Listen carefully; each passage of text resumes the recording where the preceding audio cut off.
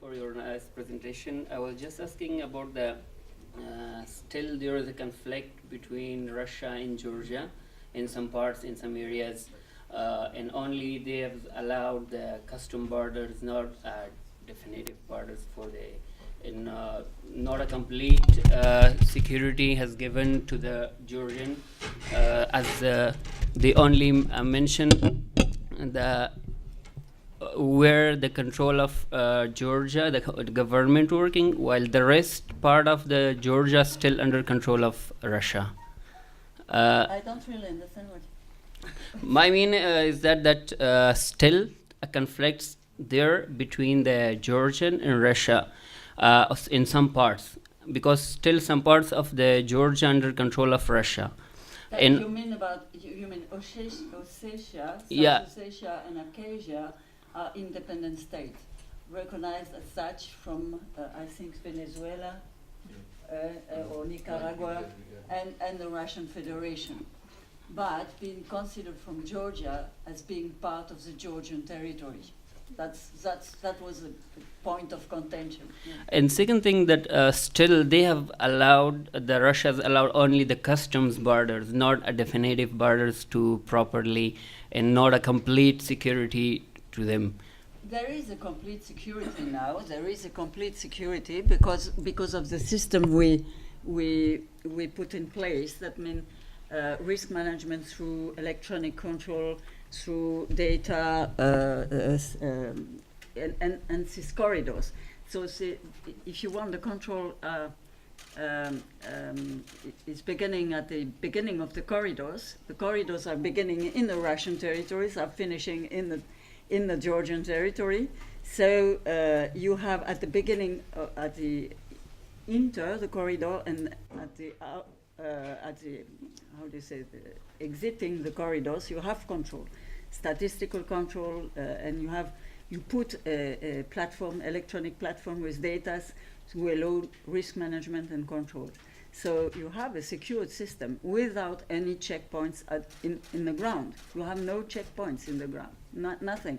It happens, and you have GPS on the tracks and things like that.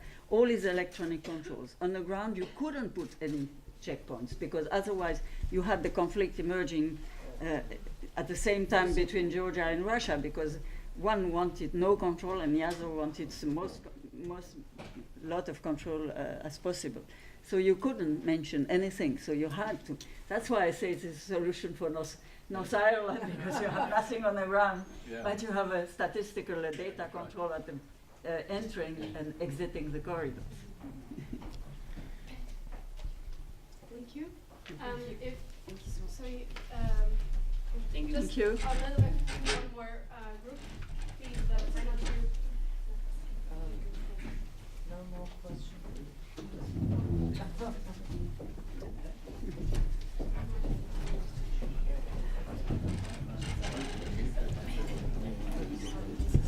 This is yours. Yeah. Hello. Okay, I'm Dorcas and I'm from Ghana. Yeah. During your presentation, you mentioned the formulation of solutions, and monitoring was one of them. Yeah, I would like to ask how often were these monitorings done, and then how often was the monitoring done under the formulation of solutions in your presentation? In my, what I said is every situation is different. You have no same mediations. I was conducting mediation between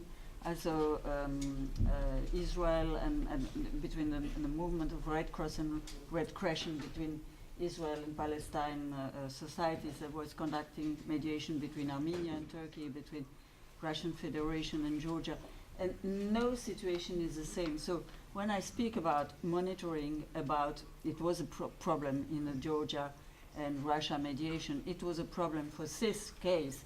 It was not a problem between Armenia and Turkey.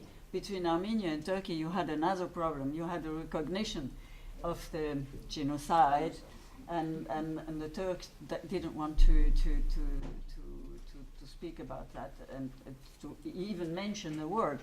So And the Armenian had an interest to have a border open towards Turkey because the border is closed and Armenia is very poor, and they had an economic interest to open. How can you deal with those different interests? And this is not the same as the case of Georgia and Russia. So there we had a question of controlling the flows of trade between the two countries, between the two countries and territories, if I may say so. And in other cases, you have other problems. So I think monitoring was there in the Georgian-Russian case a very important problem, because for Georgia, they wanted to have checkpoints on the ground for security reasons. They wanted to have international patrols on the ground. They wanted everything as most as possible, because as I said, South Ossetia is 30 kilometers away from Tbilisi, and they were afraid of having ballistic missiles stationing in South Ossetia. It can be the case, I don't know. But that was a problem. For Georgia, it was really vital, fundamental interest. I wanted to have. So we had to find an efficient solution that can be monitored and controlled, but without having any checkpoints and without having any geographic name. So this was the solution, was an electronic one. So, voila. But it is not in every case the case. You have, that's why you have to analyze the situation. There are often very complex situations. You have to find the framework for your negotiation, to define the framework, to define sub-problems. For example, now I'm studying with my students, we are organizing a simulation on the North Korea and the international community. And the students are trying to define a framework. What is the framework? Are you discussing about everything? Are you discussing about normalizing of the relations, about peace agreement, or are you only discussing about denuclearization, and denuclearization of what?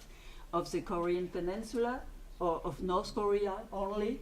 What are you discussing about? That's the work you have to do first. And otherwise you cannot succeed in negotiation if you don't go through all these steps.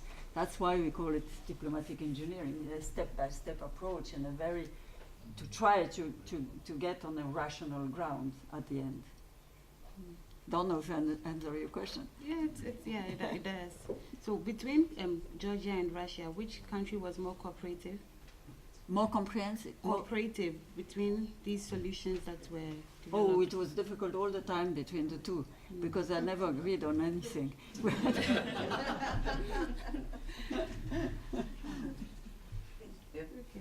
Thank you. Hello, my name is Rina. I'm from Jordan. My name is Rina Abu Ubaid, and I'm from Jordan. And I would like to know what has been the impact of Russia since joining the WTO. For the Western world, they wanted to have Russia in the WTO because Russia was submitted to international border control and rules of the WTO, which was not the case before. So it was not only the demand of Switzerland to be a mediator was coming from Obama, the US president, and Medvedev, the Russian president. And so it was not only a demand from Russia. As I said before, Russia was ambiguous about, not everybody in Russia was agreeing with entering the WTO, because I saw that it was also be submitting to fierce international competition, and not everybody wanted it. And gas and oil were out of the WTO control. So I would say, yeah, it was a wish from Russia, and it was Georgia opposed for political reasons, and Georgia wanted security guarantees from the United States because of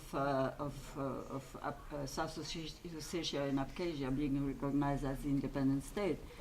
and at the end I got some security guarantees, but not as much as I wanted, you know.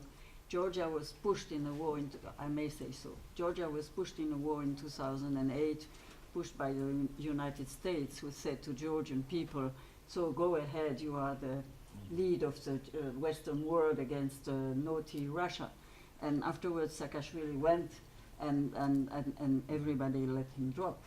So for Georgia it was really a difficult situation. I did not get some hard guarantees, but some, yeah. Thank you very much. Okay, then thank you to our speaker and thank you to the panelists. Thank you. Thank you very much.